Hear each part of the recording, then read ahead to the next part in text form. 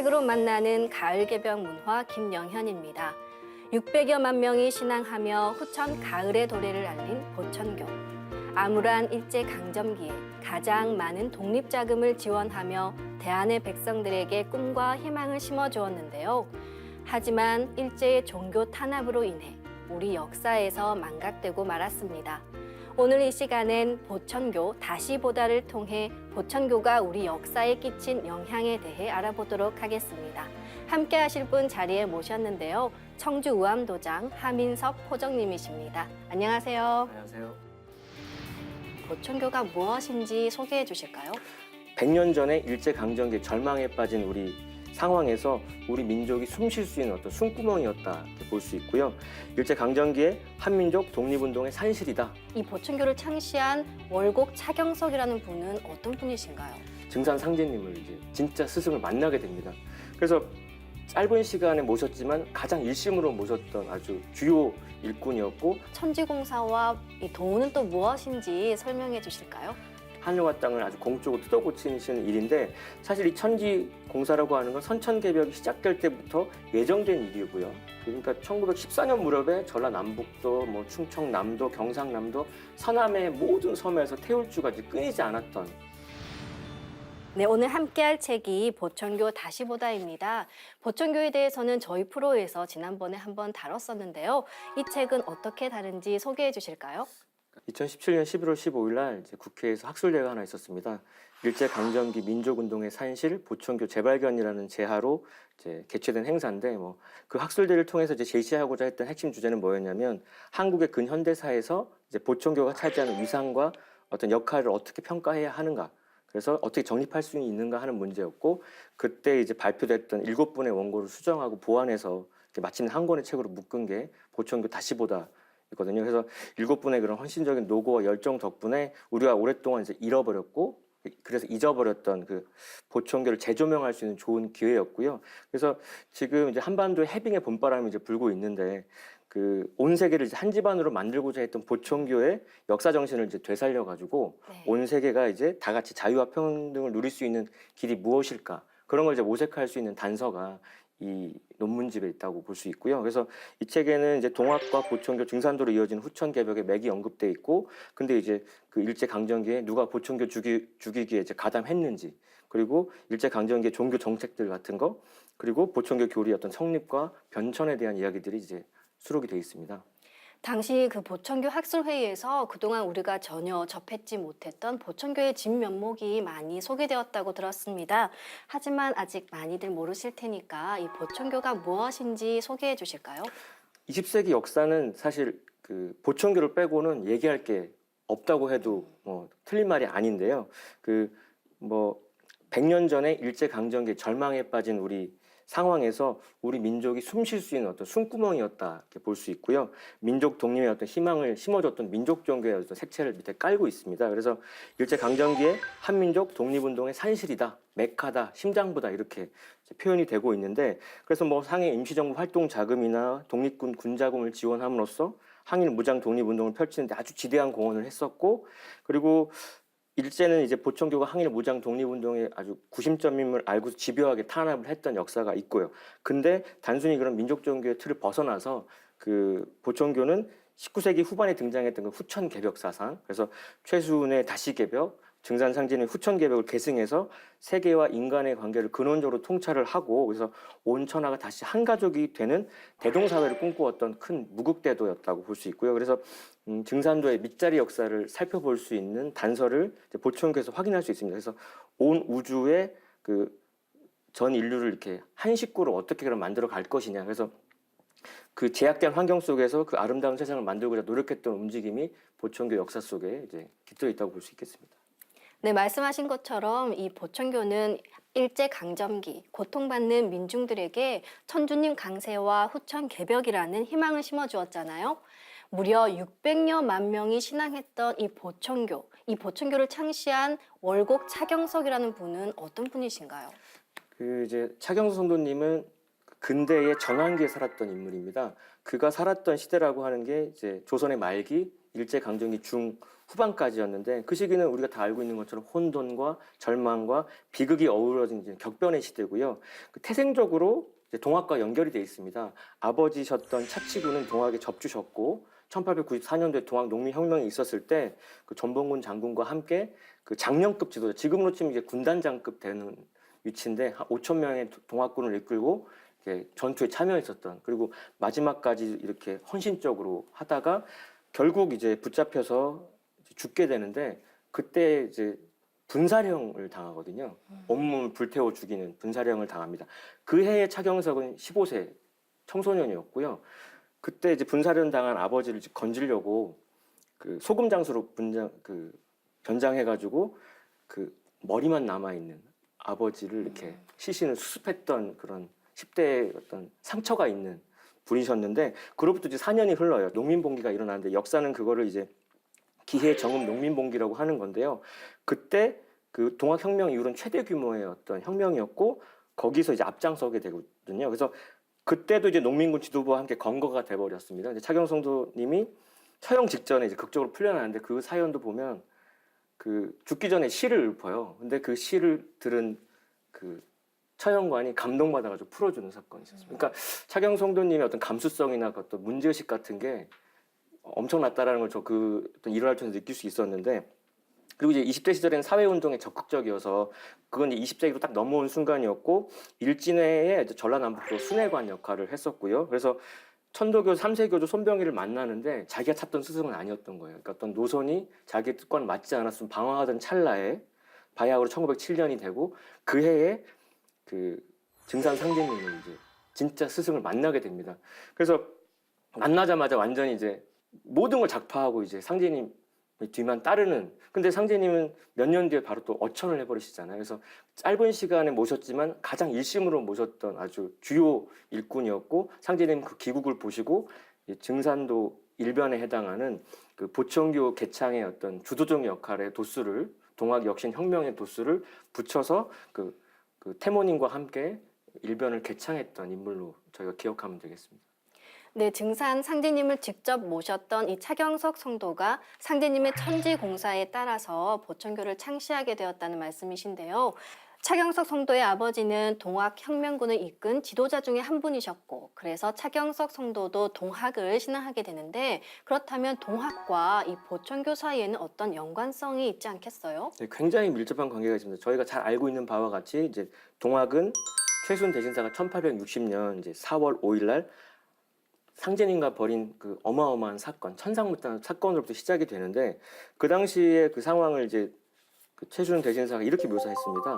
공중에서 외는 소리 물궁물궁 하였어라. 호청군과 상제님을 네가 어찌 알까 보냐. 그러니까 인류의 그 구도의 역사에서 천주님께서 직접 돌을 내려준 유일한 인물이었던 게 최순 대신사였는데, 그 최순 대신사도 거저 그렇게 얻게 된 게 아니라 그 36살 됐던 해에 자신의 고향인 경주로 돌아와서 자기 집 방 안에 이렇게 그 불출사녀라고 해서 내가 돌을 크게 깨치기 전까지는 나가지 않겠다. 이름도 재선에서 제후로 개명을 하고, 그래서 정말 비장한 각오로 이제 수혈을 맹진한 결과 그 도원기서라는 책에 보면은 그 순간에 상제님께서 이렇게 여는 오자니 너는 내 아들이니 위야 호부야라, 나를 아버지라 불러라. 그러니까 전통적으로 기독교에서 말했던 그런 성부 성자의 개념을 뛰어넘어서 천주님께서 그 최순 대신사를 새롭게 이렇게 성자로 내세워서 무국대도를 이제 예고하게끔 이렇게 준비를 했던 거고요. 그래서 최순 대신사가 항상 도인들한테 말했던 게 뭐냐면, 개벽 이후로 세상에 혹은 상제를 친히 모시고 문답해서 가르침 받은 자가 없다. 그런 동학의 어떤 자부심, 프라이드를 가지고 이렇게 도가 펼쳐지게 됩니다. 그래서 그 대표적인 또 노래 중에 그 무국대도 닦아내는 오만년지 운수로다. 그러니까 상제님 제를 만나서 잘 닦으면 후천 5만 년에 무궁한 비전을 얻는다는 것을 이제 세상 사람들 전하게 됐고, 그 동학은 인류의 뿌리 문화인 신교를 부활하게 해줬던 역할을 합니다. 근데 신교라고 하는 것이 뭐 교원사회의 이신설교, 환단고에 보면은 뭐 이신시교라 그래서 매사를 이제 신으로서 인간 교회의 중심을 삼는다는 건데, 그 신교의 상제님이 곧 인간으로 오신다는 선포를 하게 되고요. 그래서 상제님과의 천상문답 사건을 통해서 받은 주문이 뭐냐면 10자 본주문이 있습니다. 시천주, 조화정, 영세불망, 만사지, 그리고 8자 강령주문이 있는데 지기금지, 원희대강. 그러니까 이 주문 안에 그 최수훈 대신사의 그 가르침 본질이 들어있어요. 인간으로 오시는 천주님을 잘 모셔야 조화가 정해진다는 거고, 아버지 하나님을 올바로 모시는 길이 인간이 궁극으로 성숙하는 길이라는 거고,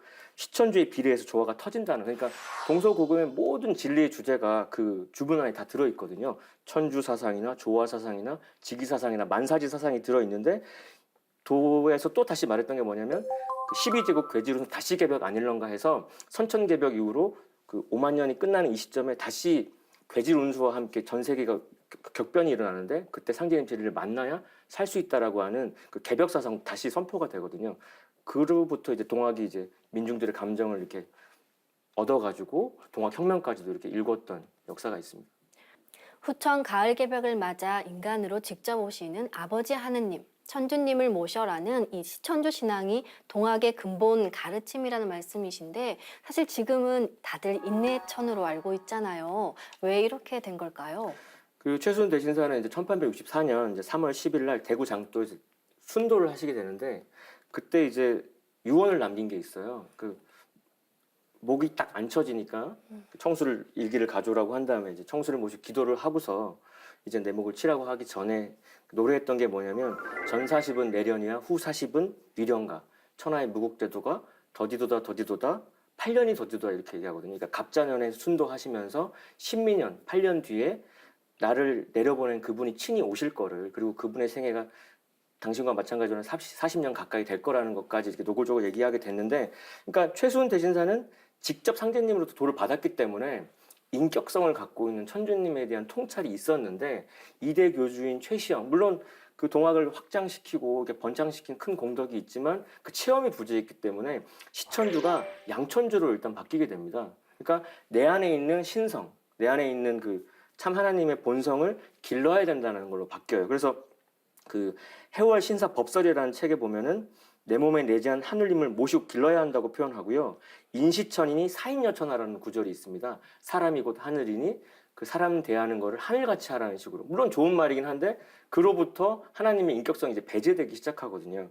그리고 한 걸음 더 나아가서 어떻게까지 얘기하냐면, 인간이라는 존재가 조상님의 심령과 혈기와 정신을 다 받았으니까 우린 제사 지내면 향벽설이라 그래가지고 벽에다가 이제 제물 진사로 기도하는데, 향화설이 나를 그 제사의 중심에 놓고 내가 먹으면 그게 제사다 이런 식으로 완전히 뭐가 뒤집어져 버리거든요. 그거가 이제 더 확장이 돼가지고 천지만물이 개막비 시천주야라는 문장까지 나와버려요. 천하의 모든 게 하늘님을 모시지 않는 게 없다. 그러니까 물물천 사사천 범천론으로 완전히 확장이 돼버립니다. 그래서 시천주 사상이 완전히 희석이 되고 3세 교주가 된 손병희는 이제 동학을 천도교 종교 단계로 또 이제 완전히 고쳐버리고요. 거기서는 천도교의 종지가 인내천, 사람이 곧 하늘이다로 완전히 변질이 되면서 우주를 주재하고 통치하는 인격적 상제와 천주의 개념을 완전히 동학에서 자취를 감추게 되거든요. 그래서 상제님 당시에 그 동학의 손병희가 이제 전주에 와가지고 1908년도에 서울에 교당을 짓기 위해서 모금 활동을 할 때 인내철은 사설이라고 하면서 이렇게 노래하시는 말씀이 뭐냐면, 옛 성현들의 하늘을 모시는 도가 지극히 엄숙하고 지극히 공경스러워서 통통 송속하고 수은의 하늘을 모시는 가르침이 지극히 밝고 정성스러웠다 하면서 큰 근본이 어지러워지면 만덕이 모두 그르게 된다고 아주 정확하게 지적하신 바 있습니다. 네, 차경석 성도의 아버지는 동학혁명군의 지도자셨고 차경석 성도도 동학을 신앙했잖아요. 그렇다면 차경석 성도는 당연히 인간으로 오신 아버지 하나님을 모시라는 이 시천주와 5만 년 성경 세계가 열린다는 다시개벽에 대해서 충분히 알고 있었다고 볼 수 있을 텐데요.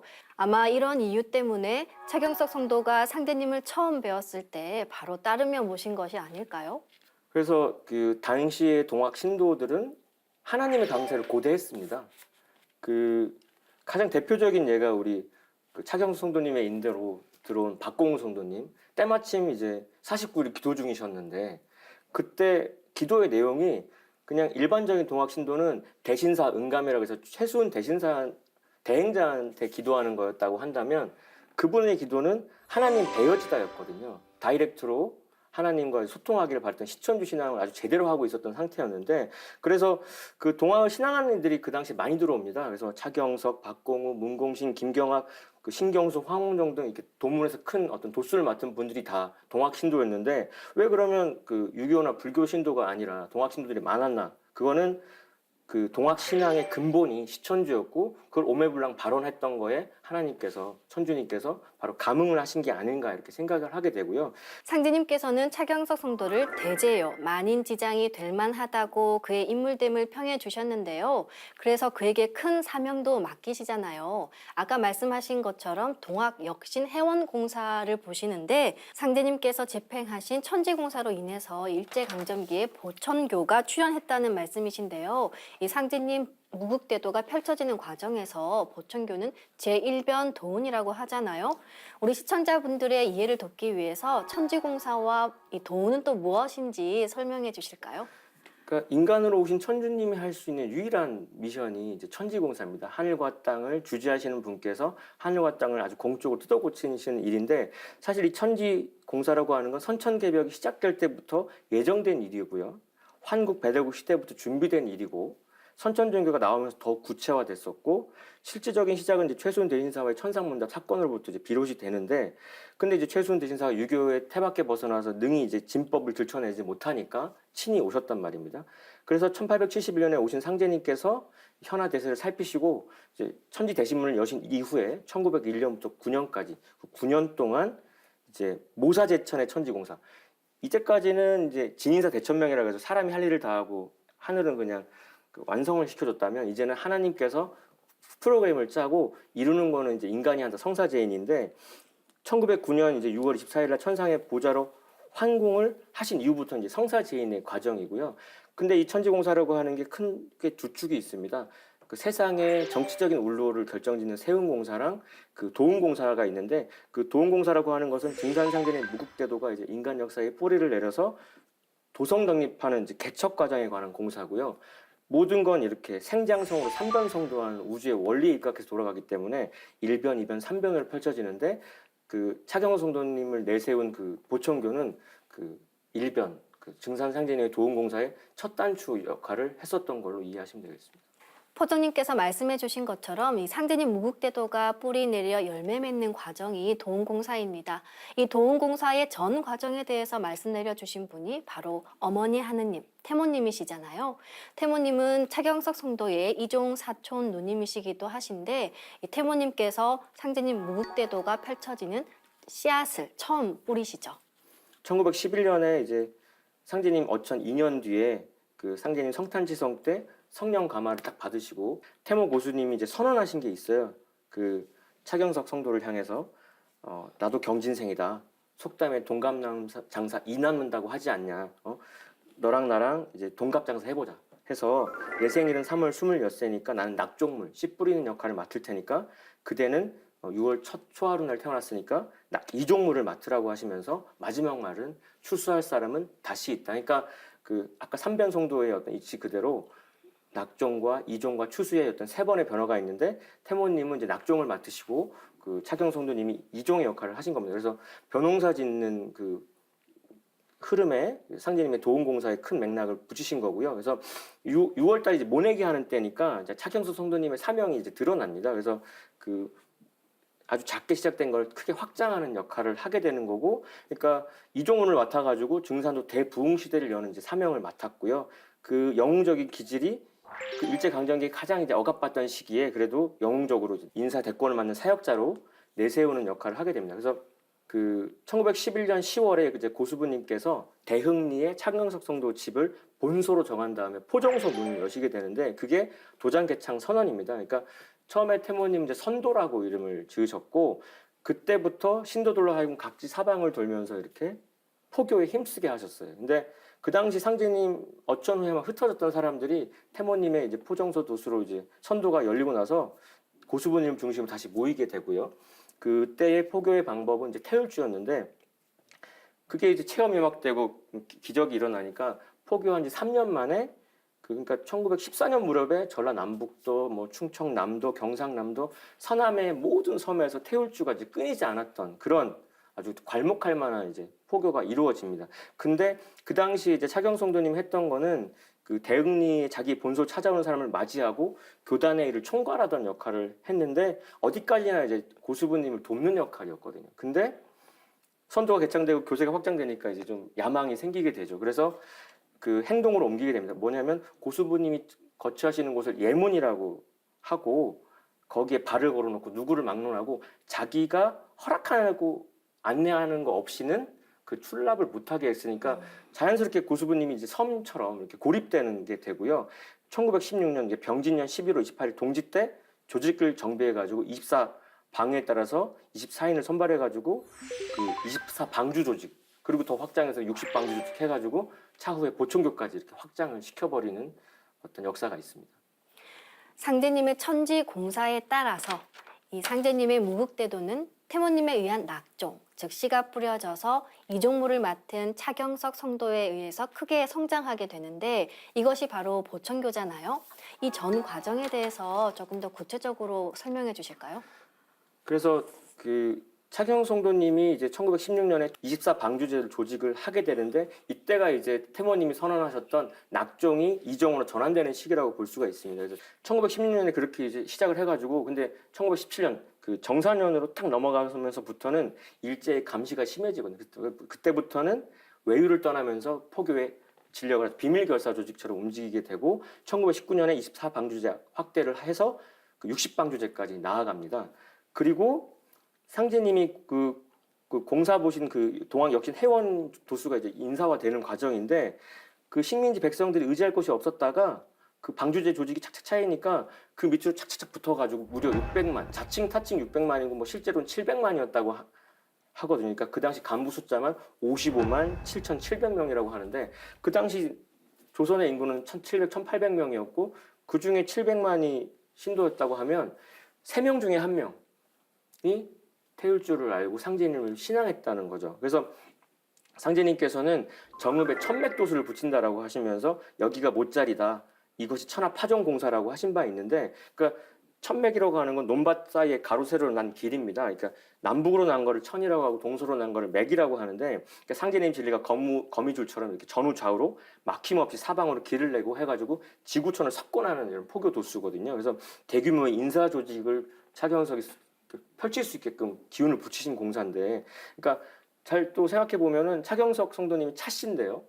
차는 우리 장기판에서 그 운행을 행마를 막 전후좌우로 막힘없이 하는 존재거든요. 그러니까 그 기운까지 취해서 세상에 구석구석까지 파고들어서 포교하는 도수고, 그리고 정읍의 정자라고 하는 것도 그 사방팔방으로 교통이 나가는 어떤 이치가 있는데 그 보천교가 교기도 이렇게 우물정자를 썼어요. 그래서 그게 이제 이상호가 경성 동대문 밖에 창신동에다가 보천교 진정원을 이렇게 간판을 걸고 포교할 때 시작할 때 그게 1922년 2월 달인데 황색 바탕에다 적색으로 물들여가지고 우물정자가 딱 나오고 했거든요. 그게 물이라고 하는 게 그 생명의 근원이면서 그게 이제 사람에게는 그 도라고 하는 것이 물고기한테 물하고 똑같은 존재니까 우리의 진리가 상제님 진리가 그런 존재라는 거고 또 이제 주역 공부까지 우리 차경성 선생님 빠삭하게 하셨던 분이라서 주역의 48번째 교회가 수풍정교거든요. 수풍정의 이치 또한 서로 상통하는 어떤 정신으로 그 정읍에 기반을 둬서 이렇게 포교가 되는데 그것도 재밌는 게